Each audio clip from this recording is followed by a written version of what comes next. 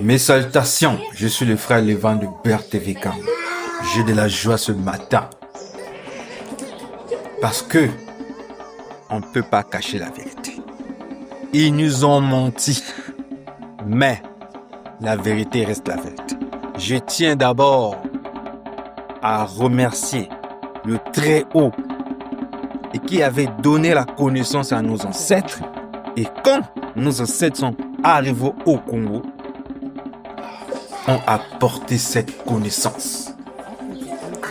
Il y a un secret et je me pose des questions. Pourquoi ils ont enlevé ça dans la Bible? Le secret se cache chez les Phéniciens. Comment les Phéniciens appelaient le déluge? Rappelez-vous que la langue phénicienne et l'hébreu, c'est la même chose. Et je me suis posé des questions. Pourquoi ils ont fait de la ruse? Dans la logique des choses, il y a une expression qui figurait dans le passé, mais énorme, tellement méchant. Ils ont enlevé ça. Ainsi que les ennemis du Très-Haut. Rappelez-vous, ces ennemis cherchaient à effacer son nom. Ah! Vous pouvez chercher à cacher la vérité. Nous sommes autour, la connaissance augmente. Voilà. Bon, sans tarder. Comment les Phéniciens appelaient le déluge?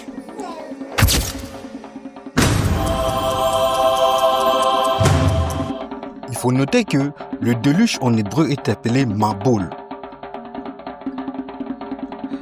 Cette expression Maboul, ça veut dire aussi l'eau qui sortait dans le trou. Je vais essayer de décortiquer cela par rapport à une expression linguistique que j'ai vécue au Maroc, car j'ai beaucoup d'amis marocains. Donc, vous devez savoir que l'arabe marocain est sémitique. Donc, au Maroc, l'eau est appelée Ma. D'ailleurs, l'IA vous dit cela aussi. Donc, ce qui signifie, vous avez l'eau qui pour Ma, la dernière devient sourde, et boule qui, ça veut dire trou. Et ceux qui peuvent vous donner une expression meilleure, ce sont les Bantous. Et ce qui est très intéressant, ce sont les Phéniciens. Les Phéniciens, pour dire déluge, ils disaient Maboul Kong. Cela est illustré dans ce livre, le grand dictionnaire géographique, historique et critique, Nouvelle Édette, dans la page 180. C'est un vieux français, Histoire universelle, soupçonne que l'histoire de ce déluge et le nom de ce roi pourrait bien être venu de la langue phénicienne mal entendue par les Grecs, car il dit Maboul Kong, parce que C-H ça lit K. Et un autre témoin va prouver que c'était l'hébreu. Donc ça veut dire le parleur ancien. On disait déluge Maboul Kong. La page 19. Cette histoire doit être sa naissance à celle du déluge de Noé, qu'on peut appeler en hébreu Maboul Kong, c'est-à-dire le déluge de l'océan. Donc les Phéniciens disaient Maboul Kong. Donc Maboul, nous savons, c'est le déluge. Mais pourquoi ils avaient ajouté Kong? Et cette expression était vivante au sein des enfants d'Israël et à cette époque. D'après cet ouvrage-là, les langues par rapport à l'écriture sainte, en le réduisant tout à l'hébreu. Il est écrit ici que les Phéniciens navigueront aussi sur le grand océan qu'ils appelaient Kong. Pourquoi ils disaient cela? La réponse se trouve dans cet ouvrage, la bénédiction. C'est en anglais, je mets la traduction en français. Il est écrit, Salomon fait référence que vous faites Dieu comme étant un décret, quand il a donné à la mer son décret, pour que les eaux ne dépassent pas son commandement qu'il a fixé les fondements de la terre. On donne Proverbe 8, verset 29. Le mot en hébreu pour décret est Kong. Strong 2706. Nous allons lire le Proverbe 8, verset 29. Quand il a donné à la mer son décret, Congo, que les eaux ne doivent pas passer son commandement quand il a établi les fondations de la terre. Donc Salomon, à son époque, là, il écrit Dieu est comme Kong. Est-ce que vous comprenez? Dieu est comme Kong. Donc, Kong est qui? La loi des eaux. Celui qui dirige les eaux, celui qui donne l'autorisation aux eaux. Et c'est lui qui a permis, cette loi-là, a permis que ça inonde la terre. L'une des causes en hébreu très reculé, par le hébreu ancien, phénicien hébreu, on dit en hébreu, le déluge était appelé Mabul Kong, qui signifie Congo est l'origine de l'inondation. Congo qui a permis que les trous d'eau puissent se produire, que ça puisse inonder la terre. Voilà pourquoi les Phéniciens faisaient référence à ce verset-là. Ils appelaient la mer Congo. Voilà pourquoi ils ont dit Mabul Congo. Mais qu'est-ce que ces gens-là vont faire? Ils vont modifier le terme Congo là, de la Strong là, 2706. Et quand on va vérifier, regardez, ils vont dire, je sais pas, Koki. Tout ça, pourquoi? Pour cacher cette expression Congo.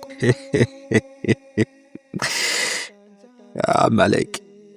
Exode 12, verset 24. Et vous, Alpha, Oméga, Aleph, Ta, ce n'est pas traduit, mais en hébreu ça existe. Gardez cela comme un statut, comme un Kong pour toi et pour tes enfants à toujours. Statut, ça veut dire loi. Donc, ça veut dire Kong est la loi. Lorsque nous allons voir le livre de Job, c'est là que vous allez mieux comprendre. Malgré, dans la majorité des versions, n'ont pas traduit cette expression Kong, décrit pour loi dans les versets. Mais par contre, cette expression existe. Il a tracé un cercle. Le cercle, en hébreu, c'est Kong. Okay? Vous voyez même, on dit que Kong, c'est le cercle. Donc, vous voyez phonétique. À la surface des eaux, comme limite, Kong, loi entre la lumière et le ténèbre. Ça veut dire Kong est la loi entre la lumière et les ténèbres. Et on vous dit que Kong, ça veut dire le cercle. Et nos ancêtres, lorsqu'ils sont dispersés au-delà du feu de couche, qu'est-ce qu'ils disent du Kong? Rappelez-vous de cet ouvrage qu'on avait lu. Il est écrit, Salomon fait une référence que le Dieu de Dieu comme étant un décret. Et l'expression que Salomon avait utilisée en hébreu ancien, le paolo, c'est Kong. C'est une expression phénicienne et l'hébreu antique chez les Israélites. Et donc, Kong, donc Salomon considère Kong comme loi, comme Dieu.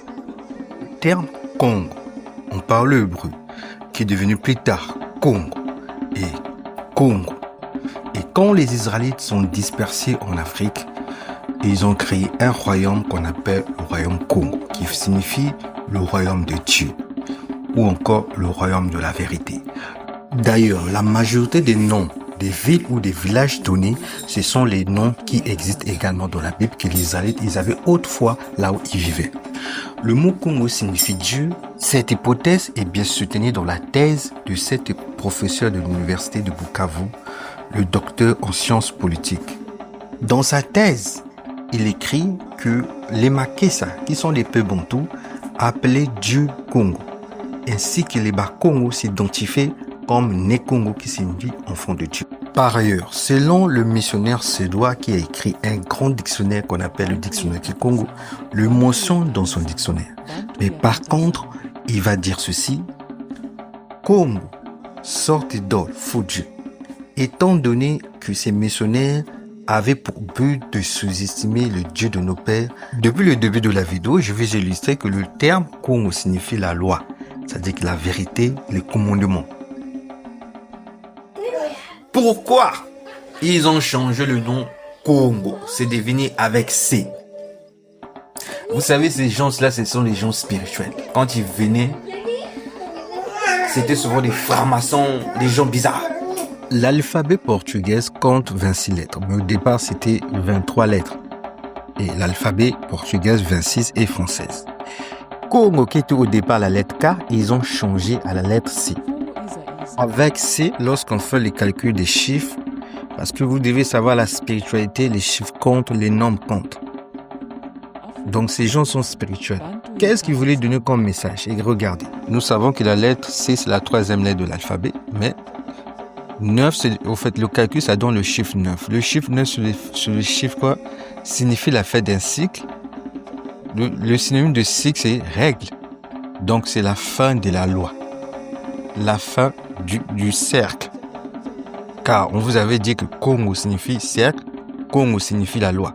Donc, vous dit, c'est la fin de la loi. Voilà pourquoi ils ont mis avec C. Et c'est resté comme ça. C'est spirituel. Vous voyez ce mot, c'est C, c'est C. Et ce C-là, qui veut dire fin de la loi, il y a des entités qui influencent et qui empêchent que ce peuple-là revienne dans les règles, dans la loi de Dieu. C'est-à-dire les commandements de Dieu. Et ils disent également, c'est la fin des prêtres. Parce que nous sommes des prêtres, nous devons offrir au Père le sacrifice de louange, c'est les commandements. D'après le livre de Tolfi Obenga, les Bantous, ils disent Congo signifie Nganga. Nganga, ça veut dire prêtre. Maintenant, si on prend Congo, le K, sans N, nous avons le nombre 48. Le 48, c'est le chiffre des prêtres, des Lévites.